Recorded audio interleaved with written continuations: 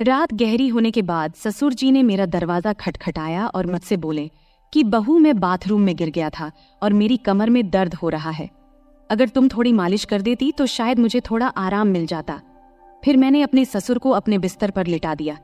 इसके बाद जो हुआ उसकी आप कल्पना भी नहीं कर सकते, क्योंकि इसके बाद मेरी जिंदगी पूरी तरह से बिखर गई थी। हेलो दोस्तों, आज की इस अनोखी कहानी में आप सभी का स्वागत है। शादी के 5 महीने बाद ही मेरा पति अचानक एक दुर्घटना में गुजर गया। मेरे पिताजी ने बड़ी मुश्किल से मेरी शादी करवाई थी, लेकिन 5 महीने के अंदर ही मैं फिर से अपने मायके के दरवाजे पर आ गई थी। मेरे मायके में मेरी माँ नहीं थी, इसलिए मुझे बहुत डर लगता था कि अगर पिताजी कुछ कहेंगे तो मैं किसके आंचल में अपना मुंह छुपाऊंगी। वहां मेरी सौतेली माँ थी, इसलिए डर और भी ज्यादा था। फिर अचानक एक दिन मेरे ससुर हमारे घर आए और उन्होंने मेरे पिता से कहा कि वह मुझे फिर से अपने घर ले जाना चाहते हैं। मेरी सौतेली माँ ने तुरंत ही हाँ कह दिया, लेकिन मेरे पिताजी ने कहा, अब आपका बेटा नहीं रहा तो आप मेरी बेटी को क्यों ले जाना चाहते हैं। इस पर मेरी सौतेली माँ ने पिताजी से बहस करना शुरू कर दी और कहा, इसमें इतना सोचने की क्या बात है। वो कह रहे हैं कि वह उसे ले जाना चाहते हैं तो उन्हें ले जाने दो। उनके घर की बहू है, बेटी की मौत हो गई तो क्या हुआ, वो अपने ससुराल जा सकती है। माँ की इस झगड़े के बाद पिताजी ने बिना कुछ पूछे कहा, अगर मेरी बेटी वहां खुश रहेगी तो एक पिता होने के नाते मुझे खुशी होगी, आप उसे ले जाइए। फिर मेरे ससुर ने मुझसे कहा, चलो कपड़े वगैरह लेकर आओ। मैंने अपनी सौतेली माँ के सभी अत्याचार सहते हुए अपने ससुर के घर जाने का फैसला किया। वहां पहुंचने के बाद मैं अपने कमरे में कपड़े बदल रही थी, तभी मेरे ससुर आए और बोले, बहू, एक कप चाय बना लाओ। मैंने जल्दी से रसोई में जाकर चाय बना ली। चाय पीते हुए उन्होंने कहा, तुम्हें पता है इस घर में मैं बिल्कुल अकेला हूँ। मेरा बेटा इकलौता संतान था और तुम्हारी सास भी गुजर गई है, इसलिए मैं तुम्हें यहाँ लेकर आया हूँ ताकि मुझे लगे कि मैं यहाँ अकेला नहीं हूँ। मैंने कहा, पिताजी आप बिल्कुल चिंता मत करें, मैं तो आपकी बेटी की तरह हूँ, हमेशा आपके साथ रहूंगी। फिर मेरे ससुर बोले, मुझे पता है कि तुम मेरे साथ रहोगी, क्योंकि तुम्हारी सौतेली माँ तुम्हें मायके में कभी शांति से नहीं रहने देगी। इस तरह कुछ दिन बीत गए। 6 महीने बाद एक रात मैं अपने कमरे में सो रही थी, तभी देर रात दरवाजे पर दस्तक हुई। मुझे समझ में आ गया कि यह मेरे ससुर ही होंगे, क्योंकि इस घर में मेरे और पिताजी के अलावा कोई और नहीं था, और रात के आधे पहर कौन दरवाजा खटखटाएगा। मैंने सोचा कि शायद पिताजी को कुछ चाहिए होगा, इसलिए दरवाजा खोली। दरवाजा खोलते ही मेरे ससुर ने मुझे पकड़ लिया और बोले, बहू, मैं बाथरूम में गिर गया था, मुझे बहुत दर्द हो रहा है, अगर तुम थोड़ी मालिश कर दो तो मुझे थोड़ा आराम मिल सकता है। फिर मैंने अपने पिता को अपने बिस्तर पर लिटा दिया, लेकिन मैं उनके कमरे से तेल लाना भूल गई। अब मुझे लगता है कि मेरा पति कम उम्र में ही मुझसे शादी कर बैठा और फिर इसी कम उम्र में इस दुनिया से चला गया। यह सब सोचते हुए मैं अपने ससुर की मालिश कर रही थी और देख रही थी कि वह मुझे अजीब तरीके से घूर रहे थे, जिससे मुझे और डर लग रहा था। तभी मैं बोली, ससुर जी क्या हुआ, आपको किस जगह पर ज्यादा चोट लगी है, क्या डॉक्टर को बुलाऊं? इस पर ससुर जी ने कहा, नहीं बहू, तुम बस मालिश कर दो, मुझे इससे ही आराम मिल रहा है। उनकी अजीब बातें सुनकर मुझे और असहज महसूस होने लगा। फिर मैं बोली, ससुर जी आप यहीं लेट जाएं, कमर में दर्द लेकर आप अपने कमरे तक कैसे जाएंगे, मैं आपके कमरे में जाकर सो जाती हूँ। मेरी बात सुनकर मेरे ससुर बोले, बहू, इस हालत में तुम मुझे अकेला छोड़कर चली जाओगी? अगर रात में मुझे बाथरूम जाना पड़े तो मैं अकेले कैसे जाऊंगा, इससे बेहतर है कि तुम यहीं सो जाओ। कुछ समय बाद मेरे ससुर उठकर मेरे पास आए और बोले, बहू, मैं तुमसे कुछ कहना चाहता हूँ, अगर तुम मेरी बात मान जाओ तो ही मैं कहूँगा। उनकी इस बात से मेरा दिल बेचैन हो गया। मैं चिंतित होकर बोली, ससुर जी आप कहें, क्या बात है? मेरे ससुर थोड़ा हंसकर बोले, आज की रात मैं तुम्हारे साथ बिताना चाहता हूँ, क्योंकि अकेले अकेले अब अच्छा नहीं लगता। मेरे बेटे के मरने के बाद मैंने सोचा कि फिर से शादी करूंगा, लेकिन फिर सोचा कि तुम्हारी सौतेली माँ तुम्हें उस घर में कभी भी शांति से नहीं रहने देगी, इसलिए मैंने तुम्हें इस घर में लाया। उनकी इस बात से मुझे बहुत असहज महसूस हुआ, लेकिन उनकी बात का विरोध करने की हिम्मत नहीं हुई। मैं अपने कमरे के सोफे पर लेट गई। मुझे नींद नहीं आ रही थी, बहुत डर लग रहा था। ससुर जी ने कहा, बहू, लगता है मैंने तुमसे कुछ गलत नहीं कहा, मैं चाहता हूं कि तुम मुझसे शादी कर लो ताकि कोई कुछ न कह सके। तभी मैं हक्का बक्का होकर बोली, ससुर जी आप ये क्या कह रहे हैं, आप मेरे ससुर हैं और ससुर से शादी कैसे हो सकती है? मेरे ससुर बोले, देखो बहू, मैं मानता हूँ कि कभी मैं तुम्हारा ससुर था, लेकिन तुम्हारे पति को मरे हुए अब 6 महीने हो चुके हैं। अब हमारे बीच ऐसा कोई रिश्ता नहीं है। मैं अकेला हूँ, तुम भी अकेली हो। हम एक दूसरे का साथ दे सकते हैं। उनकी इस बात को सुनकर मेरा मन विचलित हो गया। मैं कुछ कह नहीं पाई। एक ओर सौतेली माँ के अत्याचार, दूसरी ओर ससुर का अजीब व्यवहार। रात बीत गई और अगले दिन सुबह मैं अपने ससुर की बातों को बहुत सोची, अपनी स्थिति का विश्लेषण किया। ससुर का प्रस्ताव मुझे असंभव लग रहा था, लेकिन वास्तविकता मुझे कुछ निर्णय लेने पर मजबूर कर रही थी। फिर मुझे ख्याल आया कि मैं अपने पिताजी से जाकर बात करती हूँ, लेकिन ये सब बातें अपने खुद के पापा से करने की मुझे हिम्मत नहीं हुई, क्योंकि मुझे पता था कि पिताजी से बात करने के बाद मेरी जिंदगी में नई समस्याएं आ सकती हैं। इसलिए मैं उनके पास नहीं गई। ऐसे ही एक दिन शाम को मेरे ससुर को फिर से बात करने का मौका मिला।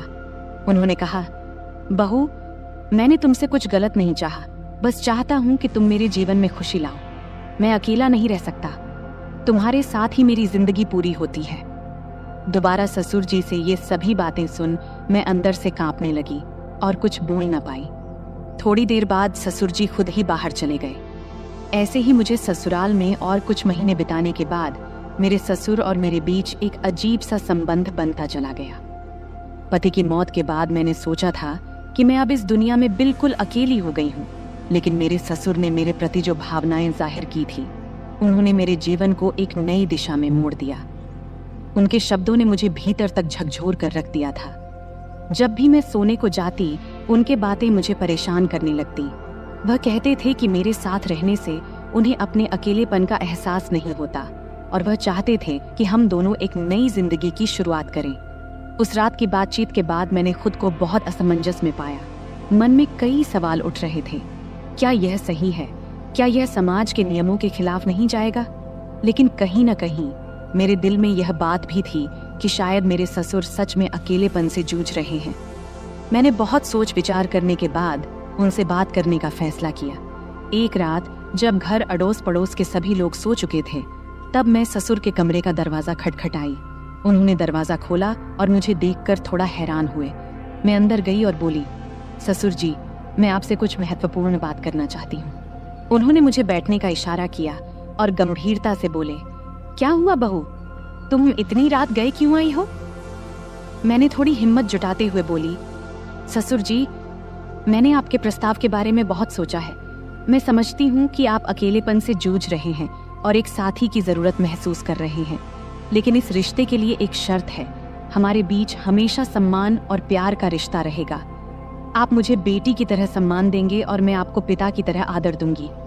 उन्होंने मेरी बात को ध्यान से सुना और थोड़ी देर बाद कहा, मैं तुम्हारी शर्त मानता हूँ, तुम्हारे सम्मान को हमेशा बनाए रखूंगा। उनकी यह बात सुनकर मेरे दिल का बोझ थोड़ा हल्का हो गया। मैंने उन्हें अपनी सहमति दे दी। फिर कुछ दिनों बाद हमने एक छोटे से समारोह में शादी कर ली। यह शादी समाज की नज़र में असामान्य थी, लेकिन हमने अपनी स्थिति को स्वीकार कर लिया था। शादी के बाद के दिन मेरे लिए बेहद चुनौतीपूर्ण रहे। गांव में लोग बातें बनाने लगे, रिश्तेदारों ने हमसे दूरी बनानी शुरू कर दी, लेकिन हमने इन सब की परवाह किए बिना अपने जीवन को आगे बढ़ाने का फैसला किया। हमारे रिश्ते में धीरे धीरे प्यार और समझ बढ़ने लगी। ससुराल में पहले जहां मैं खुद को असहज महसूस करती थी, अब वही घर मुझे अपना लगने लगा था। ससुर ने मेरे लिए हर संभव प्रयास किया ताकि मैं खुश रह सकूं। उन्होंने मेरी हर छोटी बड़ी जरूरत का ध्यान रखा और हर ख्वाहिश पूरी की। वह हर दिन मेरे लिए कुछ न कुछ खास करने की कोशिश करते थे। कभी मेरे पसंदीदा खाने की चीजें लाते, तो कभी मेरे लिए नई साड़ियां खरीदते। धीरे धीरे मैं भी उनके प्रति एक अलग तरह का आदर महसूस करना शुरू कर दी थी। हम दोनों ने मिलकर एक नई जिंदगी की शुरुआत किया। ससुर अब मेरे जीवन का एक अभिन्न हिस्सा बन चुके थे। हमारे बीच का रिश्ता अब सिर्फ ससुर और बहू का नहीं रहा, बल्कि दो दिलों का एक मजबूत बंधन बन गया था। वह मुझे हर उस समय सहारा देते थे जब मुझे उनकी जरूरत होती थी। उन्होंने मुझे फिर से हंसना सिखाया, जीवन को नए नजरिए से देखना सिखाया। शादी के कुछ महीने बाद मैंने महसूस किया कि हमारे बीच का यह नया रिश्ता मुझे एक नई दिशा दे रहा है। हमने मिलकर कई मुश्किलों का सामना किया और हर बार एक दूसरे का साथ दिया। ससुर के साथ मेरे इस नए रिश्ते ने मुझे जीवन के कई नए पहलू दिखाए। उन्होंने मुझे यह एहसास दिलाया कि जीवन में अगर साथी सही हो तो कोई भी मुश्किल इतनी बड़ी नहीं होती कि उसे पार न किया जा सके। समाज की नज़र में हमने बहुत कुछ सहा, लेकिन हमने अपने फैसले पर कभी पछतावा नहीं किया। हमारे रिश्ते में धीरे धीरे एक नए तरह का प्यार और सम्मान उभरने लगा।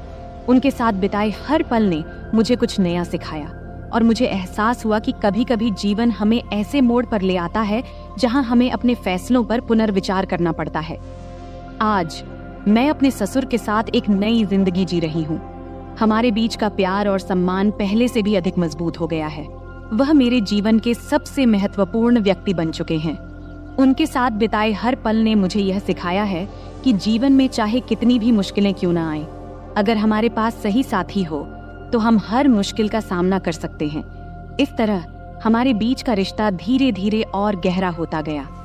उनके साथ बिताए हर पल ने मुझे यह सिखाया कि जीवन को कैसे नए सिरे से जिया जाए। हमने मिलकर अपने जीवन की हर चुनौती का सामना किया और हर बार जीत हासिल की। अब हमारे बीच का यह नया रिश्ता मुझे एक नई जिंदगी के सपने दिखाने लगा है। तो दोस्तों, ये थी हमारी आज की छोटी सी कहानी। आपको ये कहानी कैसी लगी? कमेंट करके जरूर बताएं। अगर आपको ये कहानी पसंद आई हो तो इसे लाइक करें और अपने दोस्तों के साथ शेयर करें।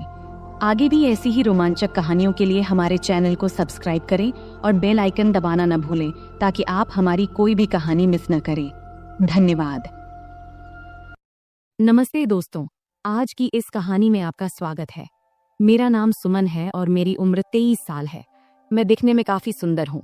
मैं अपनी शरीर की बनावट से दिखने में थोड़ी बड़ी लगती हूँ। मेरे चेहरे की बनावट आकर्षक है, रंग गोरा है और मेरा शरीर न तो बहुत पतला है और न ही मोटा, बल्कि एकदम मध्यम है। मैं गांव में रहती हूँ, इसलिए दूसरी गांव की लड़कियों की तरह मैं भी ज्यादातर सलवार सूट पहनती हूँ। मैंने केवल 10वीं क्लास तक पढ़ाई की है और उसके बाद से घर पर ही रहती हूँ। बाहर से मुझे बहुत ही सीधी सादी और साधारण लड़की समझा जाता था। मैं इतनी होशियार या चालाक भी नहीं थी। लेकिन सच कहूं तो मेरी जिंदगी में कुछ ऐसे दिन आए जब मैंने अपनी हदों को पार कर लिया। तब जिंदगी ने मुझे कुछ ऐसी सीख दी जो मैंने कभी सोची भी नहीं थी। बहुत पहले की बात है, मैं एक ऐसे अनुभव से गुजरी जिसने मेरे दिल दिमाग पर गहरी छाप छोड़ दी। उस समय मेरी मुलाकात गौरव भैया से हुई।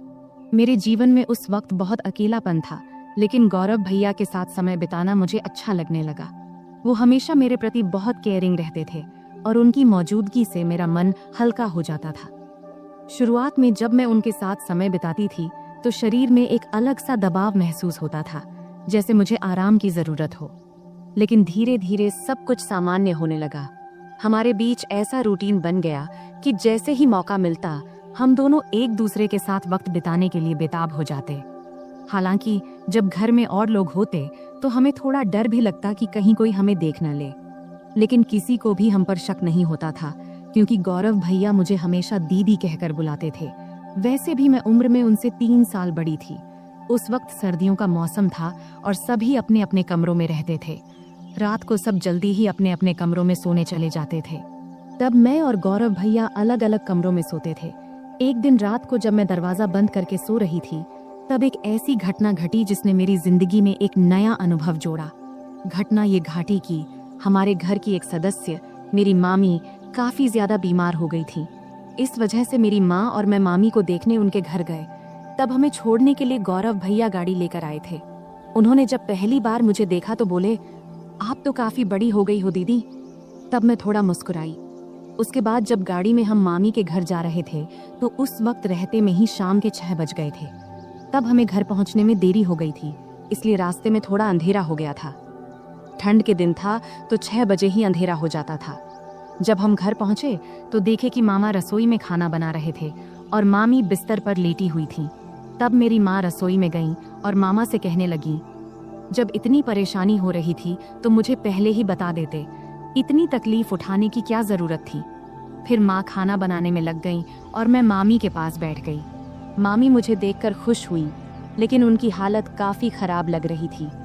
थोड़ी देर बाद मेरी माँ ने मामी को खाना दिया और अपने हाथों से खिलाया। उसी समय गौरव भैया ने मुझे आवाज दिया।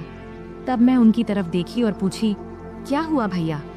वो मेरी तरफ ही देख रहे थे, जैसे कुछ कहना चाहते हों। उनकी बातों ने बाद में मुझे एक नया अनुभव दिया। रात को जब खाने का वक्त हुआ तो मैं कमरे में गई। जहां गौरव भैया खाना खा रहे थे। उन्होंने मुझे देखते ही कहा, दीदी आइए साथ में खाना खाते हैं। मैंने मना करते हुए कहा, नहीं भैया आप पहले खाइए, मैं बाद में खा लूंगी। लेकिन उन्होंने जोर देकर मुझे बैठा लिया। मैं भी भूखी थी, इसलिए ज्यादा ना नुकुर नहीं की और हम दोनों ने साथ बैठकर खाना खाने लगी। तब हम दोनों ने बहुत मजे से खाना खाया, क्योंकि खाना हम साथ लेकर आए थे। खाना खत्म होने के बाद मैं अपनी माँ के कमरे में सोने के लिए जाने लगी। तभी गौरव भैया ने कहा, दीदी अगर आपको बुरा ना लगे तो आप यहीं मेरे कमरे में सो जाइए। उनकी ये बात सुनकर मैं हैरान रह गई और मैंने कहा, नहीं भैया मैं माँ के साथ सोऊंगी। लेकिन तब बार बार वे मुझसे विनती करने लगे। आखिरकार मैं मान गई, ठीक है मैं यहाँ सो जाऊंगी, लेकिन पहले मम्मी को बता देना चाहती हूँ कि मैं आपके कमरे में सोऊंगी। इस पर गौरव भैया खुद जाकर मम्मी को बताए कि मैं उनके कमरे में सो रही हूँ। इधर मैंने अपने सलवार कुर्ते बदल लिए, क्योंकि मेरे कपड़े थोड़े ज्यादा टाइट थे। जब गौरव भैया ने मुझे नए कपड़ों में देखा तो मुस्कुराते हुए बोले, दीदी आप इस ड्रेस में कमाल की लग रही हैं, आप इतनी खूबसूरत क्यों हैं? तब मैंने कुछ नहीं कहा, बस मुस्कुराकर बात बदल दी। फिर मैंने चादर ओढ़ ली और बिस्तर पर बैठ गई। गौरव भैया भी अपने सोने का इंतजाम नीचे फर्श पर करने लगे। तब मैंने कहा, भैया बिस्तर पर ही सो जाओ, यहाँ काफी जगह है। मेरे कहते ही गौरव भैया भी चादर ओढ़कर मेरे पास बैठ गए। गौरव भैया बहुत हंसमुख और मजाकिया इंसान थे। उन्होंने मजेदार बातें करके मुझे काफी देर तक हंसाया। बात करते करते कब रात के 12 बज गए पता ही नहीं चला और न जाने कब मैं सो गई। सुबह जब मेरी नींद खुली तो मैंने देखा कि गौरव भैया मेरे बालों से खेल रहे हैं। मुझे जागते देख वो मुस्कुराते हुए बोले, गुड मॉर्निंग दीदी, कैसी हो? मैं भी मुस्कुराते हुए बोली, बहुत बढ़िया भैया। फिर हम दोनों चादर के अंदर बैठकर बातें करने लगे। तभी उसी वक्त मम्मी हमारे लिए गर्मा गर्म चाय लेकर आईं। सुबह बहुत ठंडी थी, इसलिए चादर में बैठकर चाय पीना अच्छा लग रहा था। गौरव भैया बार बार मेरी तरफ देख रहे थे। मैंने मुस्कुराते हुए पूछा, क्या है भाई, ऐसे क्यों देख रहे हो? वो मजाक करते हुए बोले, आपकी आंखें बहुत बड़ी और खूबसूरत हैं। सच कहूं दीदी, आपकी आंखों में देखने से मन खुश हो जाता है। तब मैं मस्ती में बोली, सुबह जब मैं सो रही थी तब क्या कर रहे थे? तब वो हल्का सा मुस्कुराए और बोले, कुछ नहीं दीदी, आपके बाल ठीक कर रहा था। गौरव भैया दिखने में काफी सुंदर थे। उनके चेहरे पर अभी दाढ़ी मूंछ भी नहीं आई थी और चेहरा बहुत साफ था। मेरी तुलना में उनकी हाइट थोड़ी सी कम थी, लेकिन उनकी कुछ हरकतें मुझे कभी कभी हैरान कर देती थीं। सुबह का वक्त थोड़ा व्यस्त था। मम्मी घर के कामों में व्यस्त थीं और मामू काम पर जाने के लिए तैयार हो रहे थे। तब मैं भी मम्मी की मदद करने लगी। इतने में मामू खाना पैक करके काम पर निकल गए। मेरी रोज सुबह नहाने की आदत थी, इसलिए रोज की तरह मैं नहाने के लिए बाथरूम की ओर गई। मुझे नहीं पता था कि गौरव भैया भी उसी वक्त नहाते हैं। जैसे ही मैंने बाथरूम का दरवाजा खोला तो मैं शर्म से लाल हो गई और तेजी से अपने कमरे में भाग आई। गौरव भैया उस वक्त नहा रहे थे। उनके चेहरे पर साबुन लगा था, इसलिए उन्होंने मुझे देखा भी नहीं। लेकिन मैं इतनी ज्यादा शर्मिंदा हो गई कि वह दृश्य बार बार मेरे दिमाग में घूमने लगा। कमरे में बैठकर मैं अपनी ही सोच में खो गई और हल्के हल्के हंसने लगी। इतने में गौरव भैया नहाकर कमरे में आए। मुझे अकेले हंसते हुए देखकर उन्होंने मजाक में कहा, क्या बात है दीदी, आज तो बहुत खुश लग रही हो। उनकी बात सुनकर मैं थोड़ा चुप हो गई और बोली, नहीं भाई ऐसा कुछ नहीं है, बस यूं ही हंस रही थी। गौरव भैया ने मोबाइल चलाते हुए पास आकर बैठ गए और बोले, सच सच बताओ दीदी, क्या सोच रही थी जो इतनी हंसी आ रही थी?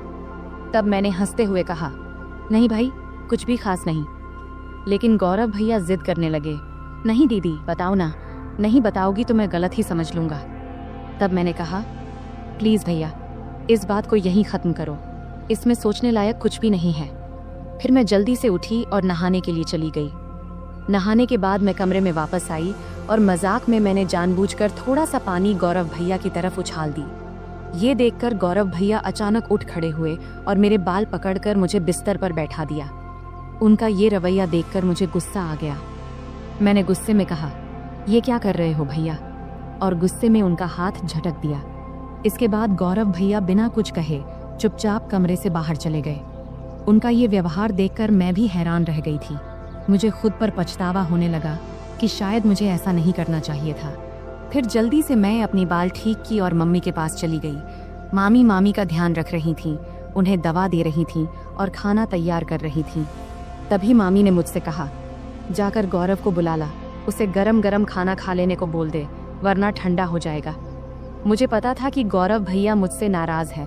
जब मैं उन्हें बुलाने गई तो देखा कि वो छत पर बैठे फोन देख रहे हैं। मैंने आवाज लगाई, भैया नीचे आओ, मम्मी बुला रही हैं, खाना खा लो। लेकिन उन्होंने कोई जवाब नहीं दिया। तब मैं और पास गई और कहा, प्लीज भैया मुझसे नाराज मत हो, मुझसे गलती हो गई, मैं माफी मांगती हूँ। तब भी वो मेरी तरफ देखा भी नहीं और फोन देखते रहे। तब मैंने उनके हाथ को पकड़कर कहा, भैया गलती सिर्फ मेरी नहीं थी, तुमने भी तो मेरे बाल खींचे थे, इसलिए मुझे गुस्सा आ गया था, अब इतना नाराज मत हो। तब मेरी आंखों में आंसू आ गए और मैंने रोते हुए कहा, भैया प्लीज इतना गुस्सा मत करो, अगर मेरी गलती है तो मुझे एक नहीं 2 चांटे मार दो, लेकिन ऐसे चुप मत रहो। मुझे रोता देख गौरव भाई का गुस्सा थोड़ा ठंडा हो गया। उन्होंने धीरे से कहा, ठीक है, रो मत, लेकिन तुम्हें मुझ पर हाथ नहीं उठाना चाहिए था। खैर छोड़ो, चलो खाना खा लेते हैं। तब मैंने कहा, पहले ये तो कहो कि तुमने मुझे माफ कर दिया है। तब वो हंसकर बोले, अरे बहुत हो गया, अब चुप हो जाओ, वरना मुझे और ज्यादा माफिया मांगनी पड़ेंगी।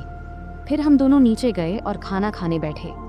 मम्मी और मामी पहले ही खा चुकी थी। मम्मी रसोई का काम खत्म कर रही थी। खाने के बाद मैं मामी के पास बैठ गई और उनके साथ बातचीत करने लगी। मामी की तबीयत का हालचाल लेने लगी। इसी बीच मम्मी ने कहा, हम दोनों पास के घर में मिलने जा रहे हैं, तुम और गौरव यहीं रहो। मैंने गौरव से कह दिया है कि कहीं बाहर ना जाए, हम जल्दी लौट आएंगे। फिर मम्मी और मामी बाहर चली गईं और मैं मामी का कमरा साफ करने लगी। तभी गौरव भैया मस्ती करते हुए आ गए। मैंने उनसे कहा, भैया प्लीज मेरे लिए कुछ ला दो। उन्होंने मुस्कुराकर कहा, बोलो दीदी क्या चाहिए। मैंने कहा, मेरे लिए चॉकलेट ले आओ, मुझे बहुत पसंद है। गौरव भैया हंसते हुए बोले, ठीक है, तुम कमरे की सफाई करो, मैं चॉकलेट लेकर आता हूँ। गौरव भैया चॉकलेट लेने चले गए और मैं कमरे की सफाई करने लगी। जब मैंने मामी की अलमारी खोली तो वहाँ मेकअप का सामान रखा देखी। सजने संवरने का मेरा भी बहुत शौक था, तो मैंने मामी का मेकअप इस्तेमाल करना शुरू कर दिया। फिर मैंने मामी के झुमके और गहने पहन लिए और अलमारी से लाल साड़ी निकाल ली। जब गौरव भैया चॉकलेट लेकर वापस आए तब मैं पूरी तरह से सज धज कर नई दुल्हन की तरह तैयार हो चुकी थी। तब मैंने बाल खोल रखे थे, लिपस्टिक लगा रखी थी और हाथों में चूड़ियां भी पहन ली थीं। जैसे ही वे कमरे में दाखिल हुए, मुझे इस रूप में देखकर हैरान रह गए। उनके मुंह से बस यही निकला, दीदी आप तो शानदार लग रही हैं। फिर मैंने उनसे चॉकलेट ली और बिस्तर पर बैठकर खाने लगी। गौरव भैया भी पास में बैठ गए और तब उनकी नजरें मुझसे हट नहीं रही थीं। तब मैंने कहा, भैया इतना मत देखो, मुझे असहज लग रहा है। गौरव भैया हंसकर बोले, क्या करूं दीदी, आप पर से नजर हट ही नहीं रही, आप साड़ी में इतनी सुंदर लग रही हो, मानो कोई परी हो। फिर मजाक में बोले, मन कर रहा है कि आपको अपनी दुल्हन बना लूं। मैं समझ रही थी कि उस वक्त उनके मन में क्या चल रहा था, पर मैंने हल्की हंसी के साथ बात को दूसरी ओर मोड़ दिया। मैंने मजाक में कहा, तो फिर रुक क्यों गए, बताओ मुझे पत्नी बनाकर क्या करोगे। तब गौरव भैया थोड़ा हंसकर बोले, रहने दो दीदी, मुझे पता है तुम जानबूझकर ये पूछ रही हो। तब मैंने कहा, तो क्या तुम अपनी दीदी का फायदा उठाना चाहते हो, अगर मम्मी को पता चल गया तो क्या होगा। तब गौरव भैया बोले, दीदी इतनी चिंता मत करो, हम तो घर में ही हैं और किसी को पता भी नहीं चलेगा, तुम बस एक बार हाँ कह दो, मैं सब संभाल लूंगा। तब मैंने मुस्कुराते हुए कहा, तो पहले बताओ तुम ये सब साड़ी देखकर कह रहे हो या पहले से ऐसा सोच रहे थे। गौरव भैया हंसकर बोले, सच कहूं तो जब से तुम आई हो तभी से ऐसा लग रहा है, अगर तुम एक बार मान जाओ तो सब आसान हो जाएगा। तब मैंने मजाक में कहा, ठीक है, जब तुम चाहो मैं तुम्हारी बात मानूंगी, लेकिन तुम्हें अपनी जिम्मेदारी ठीक से निभानी होगी। इस पर भैया बहुत खुश होकर बोले, थैंक्स दीदी, मुझे पता था तुम मुझे ना नहीं कहोगी, तुम सच में सबसे अच्छी हो। मैंने कहा, रुको, इतनी तारीफ करने की जरूरत नहीं है और शाम को मेरे लिए और भी चॉकलेट लाना मत भूलना। तब गौरव भैया ने कहा, ठीक है दीदी, 1 मिनट रुको, मैं आता हूँ। जब वह बाहर चले गए तो मुझे थोड़ी असुविधा महसूस हुई। जब वह वापस आए तो मैंने कहा, गौरव भैया इस वक्त मुझे थोड़ी परेशानी हो रही है, शाम को इस बारे में बात करेंगे। लेकिन गौरव भैया मेरी बात मानने को तैयार नहीं थे। उन्होंने शांत स्वर में कहा, दीदी, इतनी चिंता क्यों कर रही हो? डरने की कोई बात नहीं है, सब ठीक हो जाएगा। अगर तुम्हें असुविधा हो रही है तो आंखें बंद कर लो। तब मैंने आंखें बंद कर लीं और गौरव भैया मुझे तभी उसी पल दरवाजे पर अचानक दस्तक हुई, जिससे हम दोनों डर गए। कुछ समय बाद बाहर से मम्मी की आवाज आई, कोई है कमरे में? तब मैं तुरंत बिस्तर से उठ गई, क्योंकि मैं साड़ी में पूरी तरह सज धज कर तैयार थी। ऊपर से मामी के कमरे में थी। गौरव भैया का मूड भी खराब हो गया था, लेकिन उनके चेहरे को देखकर मुझे अंदर से हंसी आ रही थी। मैंने तुरंत गौरव भैया को कमरे से बाहर कर दिया और खुद भी साड़ी उतारकर सामान्य कपड़े पहन ली। फिर कमरे की सफाई करने लगी। इस बीच मम्मी ने मामी को बरामदे में बिठाया और सीधे रसोई में जाकर चाय बनाने लगी। तब मैं जल्दी जल्दी कमरे की सफाई करने लगी। बाद में हम सबने मिलकर चाय पी। चाय पीने के बाद मम्मी काम में लग गईं और मैं बरामदे में लेट गई। समय बिताने के लिए मैंने मम्मी की मदद करनी शुरू कर दी। कुछ समय बाद मैंने देखा कि गौरव भैया कहीं नहीं दिख रहे हैं। जब मैं उन्हें ढूंढने गई तो देखी कि वह बाथरूम से बाहर निकलकर हाथ धो रहे थे, लेकिन उनके चेहरे से लग रहा था कि उनका मूड अभी भी ठीक नहीं है।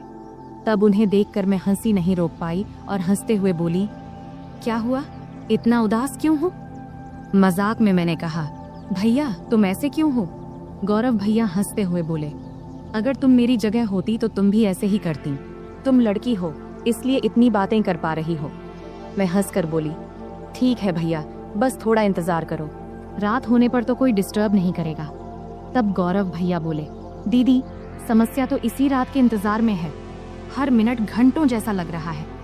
तभी मम्मी ने आवाज दी, तुम्हारे भाई बहन की बातें खत्म हो गई हो तो थोड़ा काम में हाथ बंटाओगे? मम्मी की आवाज सुनते ही मैं उठकर जाने लगी और जाते जाते मजाक में बोली, गौरव भैया याद रखना, अगर चॉकलेट नहीं मिला तो मैं भी कुछ नहीं दूंगी। फिर मैं रसोई में चली गई। इस बीच मामा भी घर लौट आए थे। तब मैंने उन्हें खाना परोस दिया। मामा जी बहुत थके हुए थे, वे हमारे साथ थोड़ा बैठकर बात किए, फिर जल्दी सो गए। मम्मी मामी को खाना खिला रही थी और उन्हें दवाई दे रही थी। मैंने भी अपना खाना खा लिया और समय बिताने के लिए टीवी देखने लगी। सर्दी का मौसम होने के कारण हम जल्दी बिस्तर में चले गए, लेकिन मम्मी अभी भी अपने काम में लगी हुई थी। तब मैं मामी के कमरे में चली गई और बैठकर फोन में व्यस्त हो गई। इतना डूबी थी कि मुझे पता ही नहीं चला कि कब गौरव भैया खाना खाकर अपने कमरे में चले गए और मेरा इंतजार कर रहे थे। मैं अपनी रोज की सीरियल देखने में व्यस्त थी। जब मैं नहीं गई तो गौरव भैया खुद मुझे बुलाने आ गए। कमरे में आकर भैया बोले, दीदी आओ, मैं तुम्हारा बहुत देर से इंतजार कर रहा हूँ।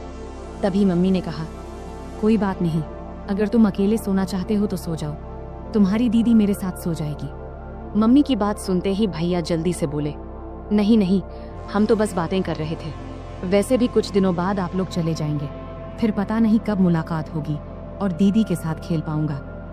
तब मैंने मम्मी को आश्वस्त करते हुए कही, मम्मी भैया सही कह रहे हैं। इसके बाद मम्मी ने कहा, ठीक है, जैसा तुम चाहो, और हम कमरे में चले गए।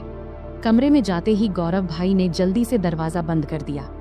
तब मैं समझ गई कि भैया अब और इंतजार नहीं कर पा रहे हैं, लेकिन तब भी मम्मी और मामी जाग रहे थे, इसलिए मैंने कहा, भैया थोड़ा धैर्य रखो, सब सो जाएं, फिर बात करेंगे। अगर किसी ने मेरी आवाज सुन ली तो मुश्किल हो जाएगी। भैया बोले, दीदी और इंतजार नहीं होता। तभी मुझे चॉकलेट की याद आई। मैंने कहा, ठीक है भैया, लेकिन पहले मेरी चॉकलेट दो। भैया ने तुरंत जेब से चॉकलेट निकालकर दे दिया। फिर मैं चॉकलेट खाने लगी और भैया परफ्यूम लगाने लगे। शुरुआत में हम मजाक में थोड़ी थोड़ी नोक झोंक करने लगे। इससे हमारे बीच मजेदार झगड़ा शुरू हो गया। हम बिस्तर पर कूदने लगे, क्योंकि हमारी उम्र अभी भी छोटे बच्चों जैसी थी। तभी मम्मी ने चिल्लाकर कहा, सुमन बहुत हो गया, अब सो जाओ, क्योंकि बिस्तर की आवाज उनके कमरे तक जा रही थी। इसके बाद गौरव भैया ने तुरंत फर्श पर बिस्तर बिछा दिया, जिससे आवाज बंद हो गई। फिर गौरव भैया ने मुझे रात के 3 बजे तक सोने नहीं दिया। सुबह जब हमारी आंख खुली तब मम्मी दरवाजा खटखटा रही थी। उसमें बिस्तर पर ही थी, लेकिन उठ नहीं पा रही थी, इसलिए गौरव भैया ने मुझे उठाकर बिस्तर पर बिठा दिया और खुद दरवाजा खोलने गए। तब मम्मी हमारे लिए चाय लेकर आईं। मुझे देखकर उन्होंने कहा, मैंने कहा था सुमन समय पर सो जाना, अब देखो तो तुम्हारी आंखें कितनी लाल हो गईं। मेरी आंखें अब सच में लाल हो गई थीं। मैंने बिना कुछ कहे चाय पीना शुरू कर दिया। यहाँ तक कि मैंने मुंह भी नहीं धोया क्योंकि पूरा शरीर दर्द से टूट रहा था। मम्मी चाय रखकर चली गईं। गौरव भैया जब कमरे में आए तो मैंने गुस्से में कहा, भैया मैंने तो कहा था थोड़े समय के लिए, लेकिन तुमने मेरी बात नहीं मानी। अब देखो मेरा शरीर कितना थक गया है, मैं ठीक से खड़ी भी नहीं हो पा रही हूँ। अगर मम्मी ने पूछ लिया तो मैं क्या कहूँगी? तब गौरव भैया ने जल्दी से जवाब दिया, दीदी चिंता मत करो, मैं मेडिकल स्टोर से दवा लेकर आता हूँ, उसे लेने के बाद तुम्हारा शरीर ठीक हो जाएगा। इसके बाद मैंने लगातार 4-5 दिन तक भैया को पास नहीं आने दिया, लेकिन इससे उनका उत्साह कम नहीं हुआ। वे हर दिन मेरे आसपास घूमते रहते थे और नियमित रूप से चॉकलेट लाते रहते थे। भैया मेरे सारे काम कर देते और मैं जो चाहती वे हंसते हंसते कर देते, इसलिए मैंने भी इसका मजा लेना शुरू कर दिया। कभी कभी उनसे पैर का दर्द कम करने के लिए मसाज करवा लेती, कभी सिर की मालिश करवा लेती, मस्ती में कभी कभी हल्के से मार देती और सारा दिन उनके फोन पर सीरियल देखती।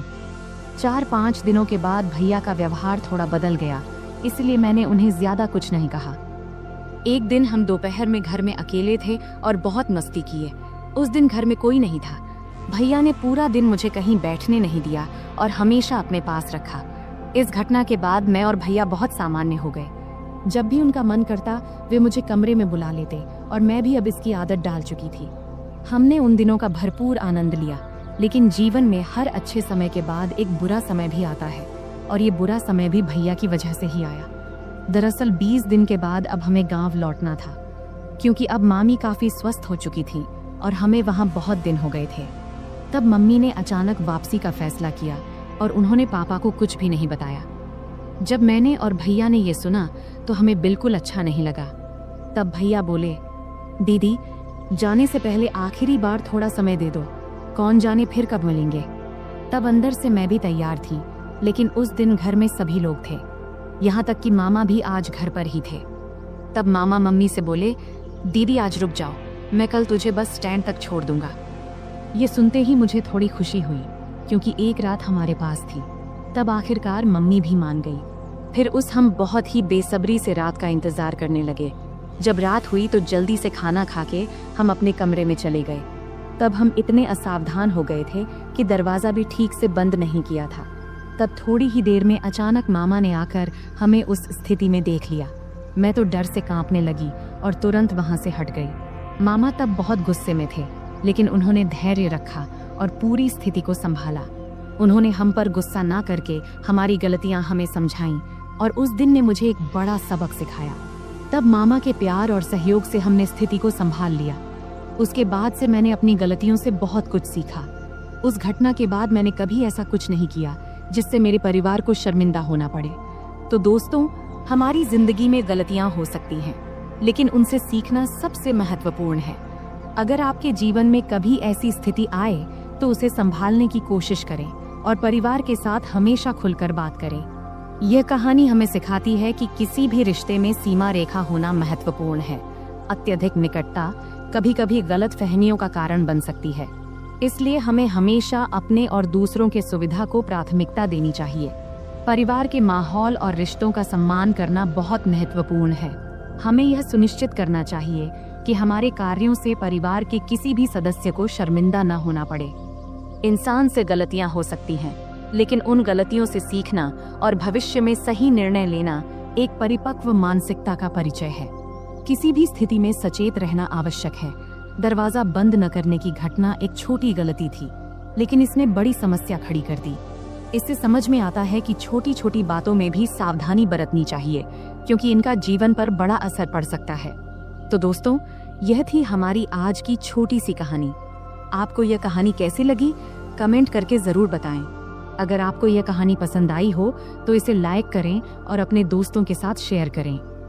आगे भी ऐसी ही रोमांचक कहानियों के लिए हमारे चैनल को सब्सक्राइब करें और बेल आइकन दबाना न भूलें, ताकि आप हमारी कोई भी कहानी मिस न करें। धन्यवाद। नमस्ते दोस्तों, आज की इस कहानी में आपका स्वागत है। इस कहानी में मेरा नाम राहुल है।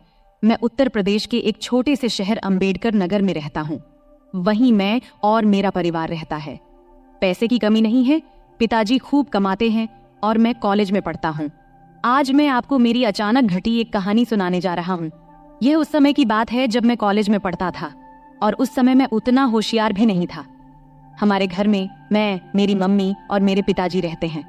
हमारा घर काफी बड़ा है, जैसे किसी अमीर का बंगला हो। पिताजी हमेशा सुबह काम पर निकल जाते हैं और रात को देर से घर आते हैं। उस समय घर पर मैं और मम्मी ही होते थे। मैं कुछ देर पढ़ाई करता था और फिर सो जाता था, लेकिन मम्मी हमेशा पिताजी का इंतजार करती रहती थी। उस समय मैं कॉलेज के आखिरी साल में था। एक सुबह जब मैं कॉलेज जाने की तैयारी कर रहा था तो मैंने मम्मी की तेज आवाज सुनी। वो कह रही थी, क्या कर रहे हो तुम? रात के 2-2:30 बजे घर आते हो और कहते हो ऑफिस में काम था। रात के 2 बजे कौन से ऑफिस का काम चलता है? सीधे सीधे क्यों नहीं कहते कि उस सुमन के साथ थे? मम्मी काफी गुस्से में थी। मेरी मम्मी आमतौर पर किसी पर गुस्सा नहीं होती थी। उनका स्वभाव बहुत शांत था, लेकिन आज पता नहीं क्या हो गया, मम्मी बहुत गुस्से में थी। मैं 2 बजे आऊं या 3 बजे, तुम्हें जो चाहिए वो मिल तो रहा है ना, फिर चुप रहो। पिताजी ने तेज आवाज में मम्मी से कहा। क्या जो चाहिए वो मिल रहा है? पैसा, गहने, इन सब के अलावा भी कोई सुख होता है? अब और कुछ मत बोलो, लेकिन अब बर्दाश्त नहीं होता। 3-4 महीने हो गए हैं तुमने मुझे छुआ तक नहीं है। आखिर उस सुमन में ऐसा क्या है जो मुझ में नहीं है? मम्मी की आवाज और तेज हो गई थी। तभी पिताजी गुस्से में बोले, बार बार सुमन मत कहो, नहीं तो क्या करोगे? मम्मी ने उल्टा जवाब दिया। उस समय पिताजी का गुस्सा बहुत बढ़ गया था। तभी अचानक धमाक की आवाज आई और उसके साथ ही मम्मी की चीख से पूरा घर गूंज उठा। मैं तुरंत अपने कमरे से भागकर उनके बेडरूम की ओर गया। जो दृश्य मैंने देखा उसे देखकर मैं सन्न रह गया। पिताजी मम्मी को बेल्ट से मार रहे थे। मम्मी दर्द से चीख रही थी, लेकिन पिताजी रुकने का नाम नहीं ले रहे थे। मैंने बिना कुछ सोचे समझे मम्मी के ऊपर छलांग लगा दिया ताकि उन्हें बचा सकूं, लेकिन पिताजी अभी भी नहीं रुके। जैसे ही मुझे भी 2-4 फटकारें लगी, पापा रुक गए और तिलमिलाते हुए मेरी ओर गुस्से में देखने लगे और फिर घर से बाहर चले गए। फिर मैंने मम्मी की ओर देखा। मम्मी की आंखों से आंसुओं की धारा बह रही थी। मैंने मम्मी को सहारा देकर उठाया। उठते समय मम्मी कराह उठी। मैंने उन्हें बेड पर बैठाया। तब तक उनके हाथ और पीठ पर लाल निशान पड़ गए थे। ये देखकर मुझे पापा पर बहुत गुस्सा आया। कोई इंसान इतना निर्दयी कैसे हो सकता है? कोई अपनी ही पत्नी को ऐसे मारता है भला? फिर मैं जल्दी से किचन में गया, एक कटोरी में तेल और हल्दी मिलाई और मम्मी के पास ले आया। मुझे भी अपनी पीठ पर लगे 2-4 फटकारों की चोट महसूस हो रही थी। मम्मी सुशक सुशक कर रो रही थी। फिर मैंने मम्मी के हाथ और पीठ पर तेल हल्दी का मिश्रण लगाना शुरू किया, जहां उन्हें मार पड़ी थी। कुछ जगहों पर हल्का खून भी आ गया था। मिश्रण लगाने के बाद मैंने कटोरी को एक ओर रख दिया और मम्मी के पास बैठ गया। मम्मी ने मुझे देखा और तुरंत मुझे गले से लगा लिया। फिर वह मेरी गर्दन में सिर छिपाकर जोर जोर से रोने लगी। मम्मी के आंसुओं से मेरा कंधा भीग गया। मैं उनकी पीठ थपथपाकर उन्हें शांत करने की कोशिश कर रहा था। हम दोनों काफी देर तक यूं ही एक दूसरे की बाहों में रहे। तभी मम्मी के हाथ जब मेरी पीठ के निशानों को छूने लगे तो दर्द की तेज लहर उठी और मैं कराह उठा। मम्मी को जैसे ही इसका एहसास हुआ वो तुरंत मुझसे दूर हट गई। फिर मम्मी ने मेरा शर्ट ऊपर उठाया और उसी कटोरी से तेल हल्दी का मिश्रण धीरे धीरे मेरी पीठ पर लगाने लगी। लगाते समय भी वो सुशक रही थी। तू क्यों मेरे लिए बीच में आया? बेवजह तुझे मार पड़ी, मम्मी ने ऐसा कहा। फिर मैंने उनसे कहा, मम्मी, तुम्हारे लिए अगर मेरी जान भी चली जाती तो मुझे कोई दुख नहीं होता, लेकिन उन्होंने तुम्हें क्यों मारा? जब मैंने यह पूछा तब मम्मी मेरी ओर देखते हुए बोली, तुझे बताऊं या ना बताऊं ऐसा सोच रही हूँ। छोड़, पर अब तुझे ये सब जान लेना चाहिए। पिछले 2 साल से तुम्हारे पापा ऑफिस की एक लड़की के चक्कर में हैं। रात को देर से आते हैं और मेरा तो जैसे कोई अस्तित्व ही नहीं है उनके लिए। और मुझे ये बताते हुए भी शर्म आ रही है कि पिछले कई महीनों से उन्होंने मुझे छुआ तक नहीं है।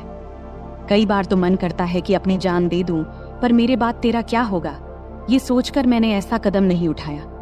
पर सच में अब इस जिंदगी से थक चुकी हूँ। अब मैंने तय कर लिया है, एक ही घर में रहूंगी, लेकिन उनसे कोई भी संबंध नहीं रखूंगी। मम्मी की ये बातें सुनकर मैं सोच में पड़ गया। इतनी खूबसूरत, सुशिक्षित और समझदार मम्मी होने के बावजूद पापा किसी दूसरी औरत के चक्कर में कैसे पड़ गए? मन ही मन मैंने पापा के इस कर्म को दोषी ठहराया। मम्मी वाकई बहुत सुंदर थी। सुंदर चेहरा, नाजुक नाक, गुलाबी होंठ, 5.5 फुट की ऊंचाई, गोरा रंग। वो एकदम किसी चित्र में बनाई गई देवी की तरह दिखती थी। फिर भी पिताजी को उनकी सुंदरता क्यों नहीं दिखती देती थी। उस दिन के बाद से मम्मी ने पापा से बात करना बंद कर दिया। वो मेरे कमरे में मेरे पास ही सोने लगी। पापा महीने में घर का सारा सामान भरवा देते थे और टीवी के पास वाली दराज में 5 से 7 हजार रुपये रख जाते थे। अब तो पापा घर पर खाना भी नहीं खाते थे, वो उस औरत के घर से ही खाकर आते थे और कभी कभी घर आते भी नहीं थे।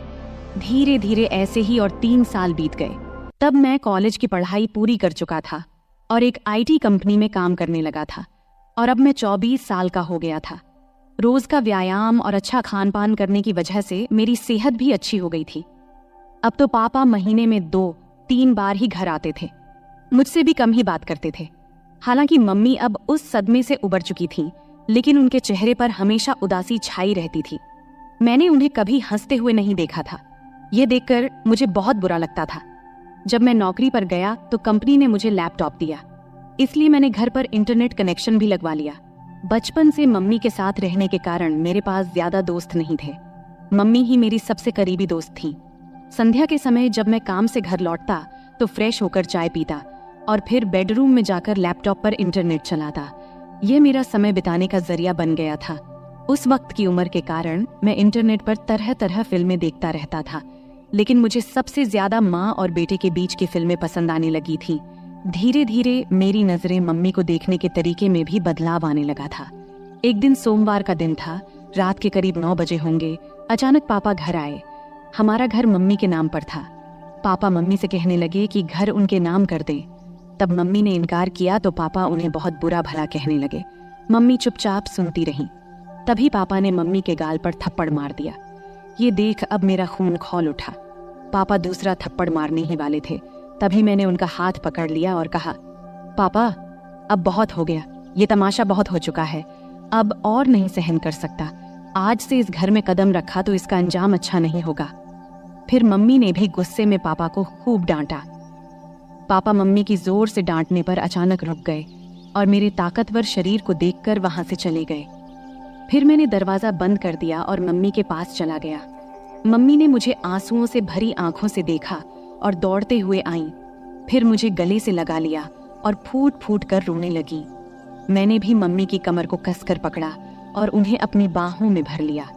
मम्मी हिचकियां ले रही थी और बोल रही थी, ठीक किया बेटे, इस आदमी की यही औकात है। आज के बाद अगर ये घर में दोबारा ना आए तो अच्छा ही है। मम्मी बोली, अब इस घर में उसकी आने की हिम्मत नहीं होगी और अगर आ भी गया तो मैं उसे छोड़ूंगा नहीं। मैंने गुस्से में मम्मी से कहा। फिर मम्मी ने चिंतित होते हुए कहा, राहुल बेटा, मत उलझ इस आदमी से। अगर तुझे कुछ हो गया तो मैं किसके सहारा रहूंगी। फिर मैंने भावुक होकर बोला, तू चिंता मत कर मम्मी, उस समय मेरे पास नौकरी नहीं थी इसलिए हम मजबूर थे, लेकिन अब मेरे पास अच्छी नौकरी है। तू चिंता मत कर, मैं तुझे कुछ नहीं होने दूंगा, मैंने मम्मी को आश्वस्त देते हुए कहा। फिर एक दिन मैं दोपहर में काम से घर वापस आया। मैंने अपनी चाबी से दरवाजा खोला और अंदर आया। तभी मुझे एक अजीब आवाज सुनाई दी। मैं बेडरूम के दरवाजे के पास गया, तब दरवाजा अंदर से बंद था। मैंने दरवाजे की होल से अंदर झांका और देखा कि मम्मी अंदर किसी के साथ थीं। जो नज़ारा मैंने देखा उसे देखकर मैं चौंक गया।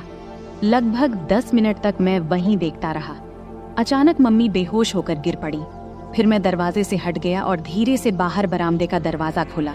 फिर जोर से कहा, मम्मी मैं आ गया हूँ, तुम कहाँ हो? ये कहते हुए मैंने अपने हाथ में पकड़ा बैग सोफे पर रख दिया और जूतों के फीते खोलने लगा। कुछ ही देर में मम्मी ने बेडरूम का दरवाजा खोला और बाहर आई। मुझे अचानक देखकर उनके चेहरे पर घबराहट और आश्चर्य के भाव थे। मैंने जल्दी से अपने जूते उतारे और बेडरूम में घुस गया। टेबल पर मुझे केले की प्लेट दिखाई दी। मैंने एक केला उठाया और खाने लगा। मम्मी मेरे पीछे पीछे आई।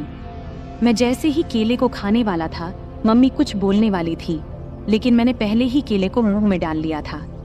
मम्मी हैरानी से मेरी ओर देख रही थी और मैं शांति से केला खा रहा था। केला थोड़ा कच्चा था, इसलिए पूरी तरह से मीठा नहीं था।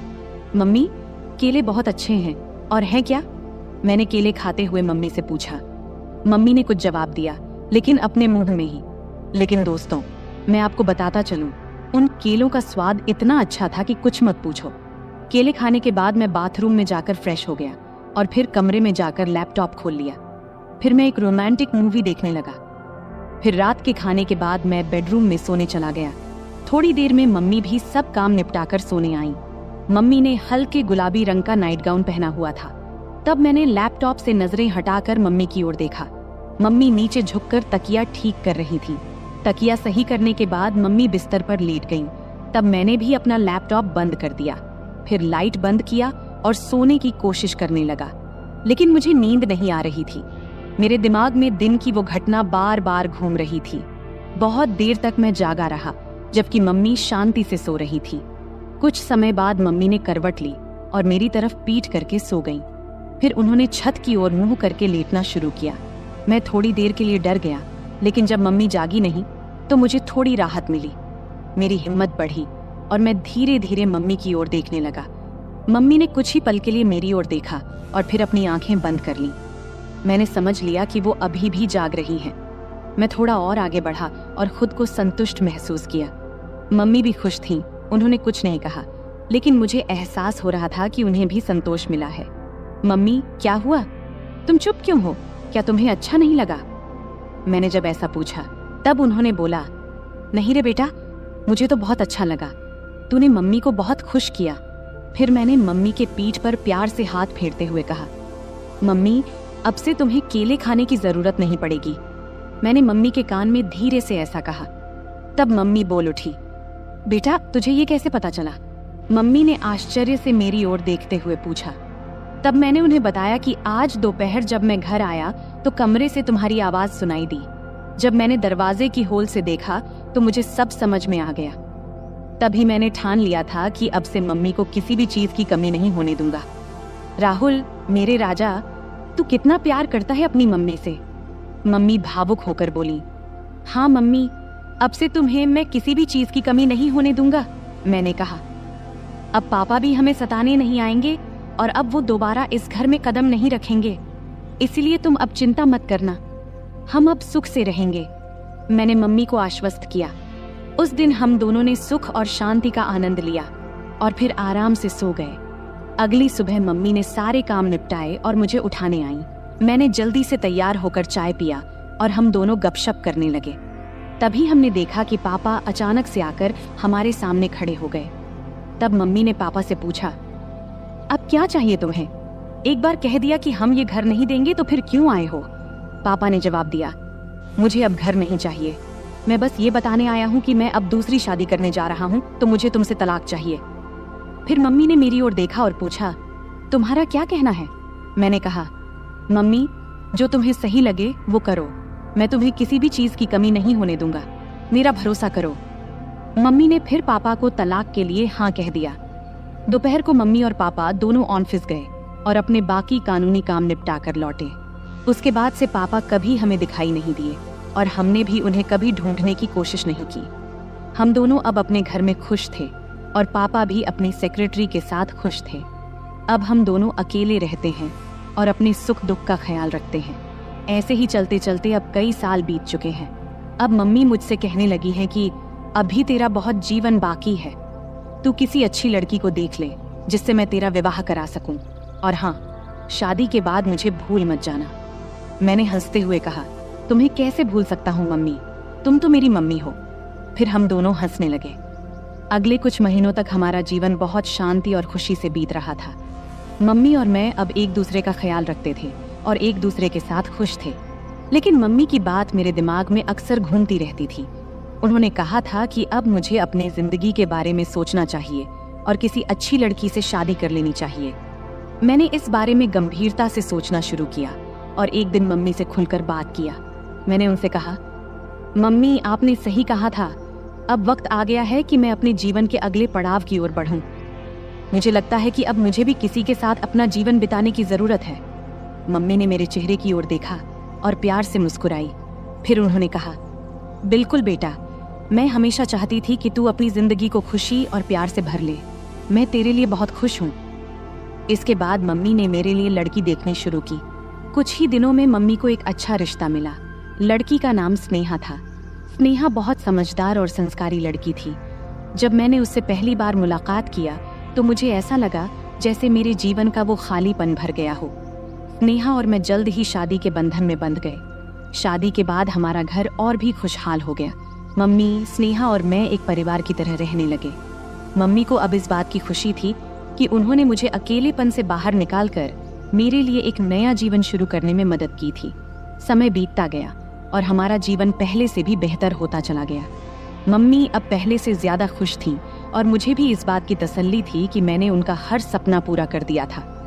अंत में मैंने सीखा कि जीवन में रिश्तों की अहमियत कितनी होती है।